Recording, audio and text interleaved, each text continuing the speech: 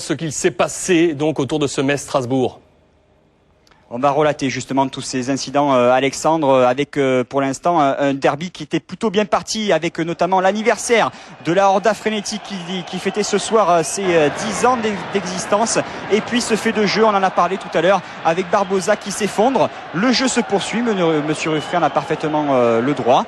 Et Johansen qui trouve Reintaria. On pensait que c'était l'élément déclencheur justement. Or, Bruno Blachon, notre homme de terrain ce soir, s'est renseigné et les supporters ont tout simplement essayé de venir en découdre avec les supporters strasbourgeois placés dans la tribune opposée parce qu'ils étaient complètement dégoûtés également de la prestation des Messins ce soir.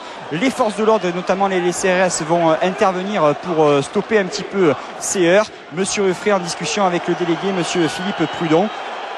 Le calme va revenir, même si certains supporters ont tenté d'insulter Carlo Molinari. On va écouter Monsieur Ruffray qui avait tout de même envie de poursuivre ce match. C'est vrai que les mouvements de foule qu'on a pu voir ce soir, c'est vrai que c'est vraiment impressionnant. Et donc avec mes assistants, le quatrième arbitre et le délégué, nous avions décidé d'un commun accord de rester calme et de faire face à la situation.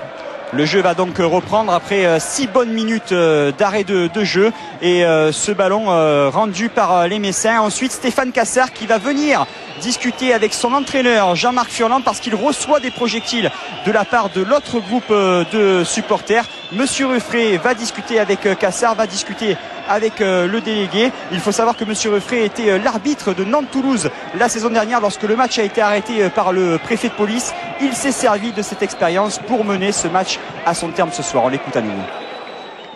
Inconsciemment, je pense que ça m'a beaucoup servi.